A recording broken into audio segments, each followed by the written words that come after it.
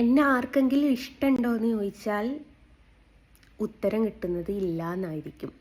പക്ഷേ എന്നാൽ പോലും ഒന്നോ രണ്ടോ പേര് എന്നെ ഇഷ്ടമാണെന്ന് പറയാനും ചാൻസ് ഉണ്ട്. അപ്പോൾ ഇങ്ങനെ പറയാൻ കാരണം എന്താ വെച്ചാൽ ഉമ്മാക്ക് എന്നും പരാതിയാണ്, ഞങ്ങൾ ആരും വീട്ടിലോട്ട് ചെല്ലുന്നില്ല, വീട്ടിൽ താമസിക്കുന്നില്ല എന്നൊക്കെ.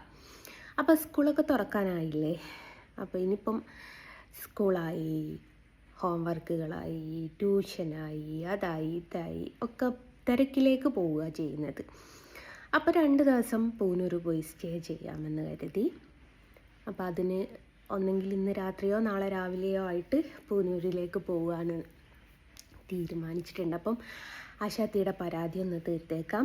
ഒരുപാട് ഐറ്റംസ് ഉണ്ടാക്കി തരാൻ വേണ്ടിയിട്ടാണ്. ഫുഡ് ഐറ്റംസ് ഉണ്ടാക്കാൻ ഭയങ്കര ഇഷ്ടമാണ്. അപ്പോൾ എന്തെങ്കിലുമൊക്കെ സ്പെഷ്യൽ ഫുഡ് ഈവനിങ് ആയാലും മഴയൊക്കെയാണല്ലോ, എന്തെങ്കിലും സ്പെഷ്യലായിട്ട് ഉണ്ടാക്കിയിട്ട് നമ്മൾ തിരിക്കുക എന്നുള്ളതാണ് മെയിനായിട്ട് ഹൈലൈറ്റ് ചെയ്തിരിക്കുന്നൊരു സംഭവം. അപ്പം ഇങ്ങനെ പരാതി പറഞ്ഞതുകൊണ്ട് ഞാൻ ജസ്റ്റ് അങ്ങോട്ട് 2 ദിവസം പോയി താമസിക്കാമെന്ന് കരുതി.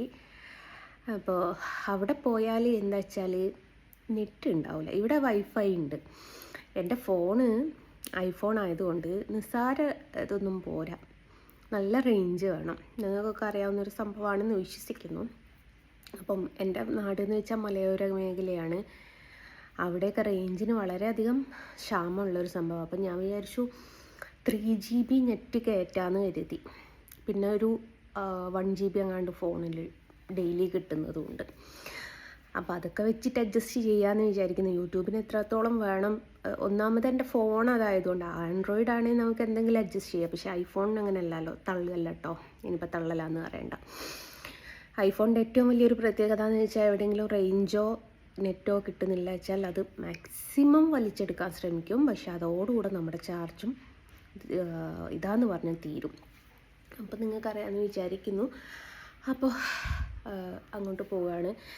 അവിടുന്ന് എത്രത്തോളം വീഡിയോസ് ഇടാൻ പറ്റും, എത്രത്തോളം ലൈവിൽ വരാൻ പറ്റുമെന്നൊന്നും എനിക്കറിയില്ല. അപ്പം ഞാൻ വിചാരിച്ചു 2 ദിവസം എല്ലാം മറന്ന് മമ്മിക്കായിട്ട് ചിലവഴിക്കട്ടെ എന്ന് കരുതി. പരാതി തീർക്കണമല്ലോ, നമ്മളല്ലാതെ വേറെ ആരാണ് അമ്മമാരുടെ പരാതി തീർക്കുക?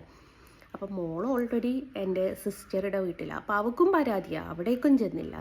അപ്പോൾ ഒരു ദിവസം ഓളെടുത്ത് നിൽക്കണം, 2 ദിവസം ഉമ്മാൻ്റെ അടുത്ത് നിന്നിട്ട് ഒരു 31-ാം തീയതി തിരിച്ച് വരണം എന്നാണ് വിചാരിക്കുന്നത്. എന്തോ എങ്ങനെയാണ് നടക്കുക എന്ന് പറയാൻ പറ്റില്ല. അപ്പോൾ വീട്ടിലോട്ട് പോവുകയാണ്. എൻ്റെ പൊന്നാര മക്കളെ, 16-17 വർഷം ഞാൻ അവിടെ എങ്ങനെ താമസിച്ചു എന്നുള്ളതിൽ എനിക്ക് തന്നെ അത്ഭുതമായിട്ട് തോന്നിയിട്ടുണ്ട്. പണ്ട് എൻ്റെ ഒരു ഓർമ്മയാട്ടോ, പണ്ട് ഏകദേശം മറ്റേ വെളു പറയും പോലെ 1900 എന്നൊന്നും പറയാനില്ല, പണ്ട് രാവിലെ എൻ്റെ ഉമ്മാമ്മക്കൊരു പരിപാടിയുണ്ട്. ഈ തണുപ്പുള്ള കാലത്ത് രാവിലെ എണീറ്റ് മുറ്റടിച്ച് വാരിയിട്ട് ആ ചവയലെല്ലാം കൂടി കൂട്ടിയിട്ട് കത്തിക്കും. അപ്പം എൻ്റെ രാവിലെ എണീറ്റ് പോയിട്ട് തീ കയ്യാൻ. അപ്പം ഞാനിപ്പോൾ അവിടെ പോയി നിൽക്കുന്ന സമയത്ത് ഞാനിങ്ങനെ ചിന്തിക്കും, ഞാനൊരു 17 കൊല്ലം ഇവിടെ അല്ലായിരുന്നോ താമസിച്ചത്, എങ്ങനെ ഞാനിതൊക്കെ റിക്കവർ ചെയ്ത് പോകുന്നടേ എന്നുള്ളൊരു സ്വയം ഒരു ചിന്താഗതി. എനിക്ക് തണുപ്പ് എന്ന് പറഞ്ഞ സാധനമേ പറ്റൂല. എൻ്റെ ഒരു ഫ്രണ്ട് ഉണ്ട്, മണിയേട്ടന്. അപ്പോൾ മണിയേട്ടന് ഞങ്ങളുടെ കൂടെ എവിടെയെങ്കിലുമൊക്കെ പോരും. അതുകൊണ്ട് വണ്ടിയിലും കയറുന്നതിന് മുമ്പ് ആദ്യം പറയും, AC ഇടാൻ സമ്മതിക്കോ, എനിക്ക് കയറി ഇല്ലേപ്പോൾ എവിടെ റൂം എടുക്കുക. ഇനി 5 സ്റ്റാർ ഹോട്ടൽ, ഞാൻ ഒരുപാട് തവണ എനിക്ക് 5 സ്റ്റാർ ഹോട്ടലിൽ താമസിക്കാൻ ഒരു സാഹചര്യം കിട്ടിയിട്ടുണ്ട്. അപ്പം ഇതിപ്പോൾ ചോദിക്കും 5 സ്റ്റാർ ഹോട്ടലിൽ താമസിക്കുന്നത് ഇപ്പോൾ വലിയ കാര്യമാണോ? പക്ഷേ ഞാൻ ഓസിക്ക് താമസിച്ചതാണ്, അപ്പോൾ വലിയൊരു കാര്യമാണ്. 5 സ്റ്റാർ ഹോട്ടലിൽ എനിക്ക് ഫ്രീ ആയിട്ട് താമസിക്കാനുള്ളൊരു സൗകര്യം അവിടെയുള്ള ആൾക്കാർ ചെയ്തു തന്നപ്പോൾ എനിക്ക് ഭയങ്കര സന്തോഷം. ആ 5 സ്റ്റാർ ഹോട്ടലിൽ പോലും AC ഇടാത്ത ഒരാളാണ്. എന്തിനും ഇവിടെ ഒന്നും AC ഇടില്ല, എനിക്ക് തണുപ്പ് എന്ന് പറഞ്ഞൊരു സാധനമേ പറ്റൂല, അപ്പോഴേക്കും മേത്തൊക്കെ ചൊറിയും. അപ്പം ഞാൻ വിചാരിക്കും അവിടെ മഴയാണ്, ഓടിട്ട വീടാണ്, എങ്ങനെയാ പടച്ചോനെ നിൽക്കുക എന്ന്. അപ്പം ഞാൻ ജാക്കറ്റൊക്കെ എടുത്ത് വെച്ചിട്ടുണ്ട്. സ്വന്തം വീട്ടിൽ പോകുമ്പോൾ ജാക്കറ്റൊക്കെ എന്നെ കളിയാക്കും. ഏറ്റവും വലിയ രസം എന്താ വെച്ചാൽ കുളിക്കാനൊക്കെ ഉമ്മ വെള്ളം ചൂടാക്കി തരലാണ്, അല്ലെങ്കിൽ ഞാൻ കുളിക്കൂല, ഐസ് പോലത്തെ വെള്ളം. അവിടെ 2 ദിവസം ഞാൻ സ്റ്റേ ചെയ്യുന്ന കാര്യം.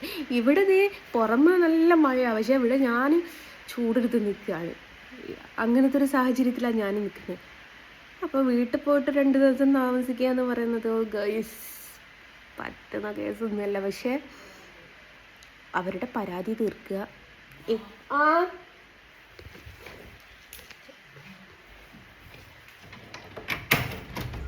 ഞാനോടാ സംസാരിച്ചിന് അതാരാ ഇപ്പം വിളിക്കാൻ പറയാം. ഇപ്പം വിളിക്കാൻ നേരം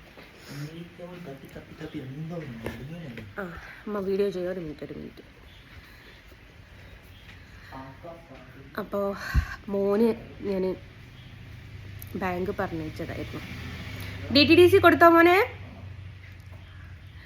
അവന് എന്നാ മനസ്സിലായില്ല എന്നോ. എന്നിട്ടോ അഡ്ജസ്റ്റ് ഞാൻ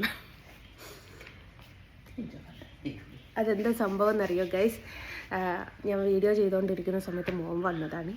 ഓനെ ബാങ്കിൽ ലോൺ അടയ്ക്കാനും അതേപോലെ എൻ്റെ ഒരു ഫ്രണ്ടിന് ഒരു സാധനം കൊറിയർ അയക്കാനും വേണ്ടിയിട്ട് പറഞ്ഞയച്ചതാണ്. അപ്പോൾ കൊറിയർ ഞാൻ പാക്കൊന്നും ആക്കിയിട്ടില്ല, ജസ്റ്റ് ഒരു കവറിലിട്ട് കൊണ്ടു കൊടുത്ത ഒരു ഡ്രസ്സാണ്. അപ്പോൾ അവർ പാക്ക് ചെയ്തോളും, ഞാൻ ചെയ്യണ്ട. അപ്പം അങ്ങനെയാണ്. അപ്പോൾ അവൻ വന്നപ്പം അവനോട് ജസ്റ്റ് എന്താ കാര്യമെന്ന് ചോദിച്ചു. അതാണ് വീഡിയോൻ്റെ ഉള്ളിൽ കൂടിയ. അപ്പോൾ ഇതിവിടെ ഞാൻ ഒറ്റയ്ക്കുള്ള വാതിലൊന്നും തുറന്നു കൊടുക്കാൻ ആരുമില്ല. അതാണ് ഗൈസ്.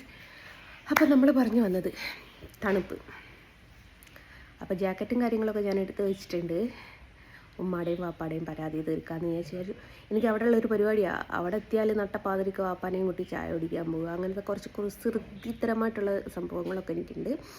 ഒക്കെ ഞാൻ വീഡിയോ എടുത്ത് വെക്കുന്നുണ്ട്. ഇവിടെ വന്നിട്ടേ ചിലപ്പോൾ പോസ്റ്റ് ചെയ്യുള്ളൂ. ഞാൻ പറഞ്ഞല്ലോ റീചാർജ് ഞാൻ ചെയ്യുന്നുണ്ട്, പക്ഷേ എന്തായിരിക്കും അവിടെ റേഞ്ചിൻ്റെ അവസ്ഥ എന്നുള്ളത് എനിക്കറിയില്ല. എൻ്റെ ഒരു ബ്രദറുണ്ട്, അവൻ വീട് മാറി താമസിച്ചിട്ടുണ്ട്. അപ്പോൾ അവൻ്റെ വീട്ടിലൊന്ന് പോകണം. അങ്ങനെ കുറേ പരിപാടി. ഈ ഒരു 2 മാസമല്ലേ വെക്കേഷൻ ഉണ്ടാകുക. ഈ 2 മാസം വെക്കേഷൻ തുടങ്ങിയപ്പോൾ തൊട്ടിട്ട് പ്ലാൻ ചെയ്ത കുറേ കാര്യങ്ങളുണ്ട്. പക്ഷേ അതൊന്നും എനിക്ക് നടപ്പിലാക്കാൻ പറ്റിയില്ല. പിന്നെ അതേപോലെ അവർക്ക് ബാഗ് മേടിക്കണം, കുട മേടിക്കണം, അങ്ങനത്തെ കുറച്ച് കാര്യങ്ങൾ ബാലൻസായി കിടക്കുന്നുണ്ട്. അപ്പോൾ എല്ലാം കൂടി കഴിഞ്ഞിട്ടൊരു 31-ാം തീയതി തിരിച്ച് വരാമെന്നുള്ളൊരു നിലയിലാണ് പോകുന്നത്.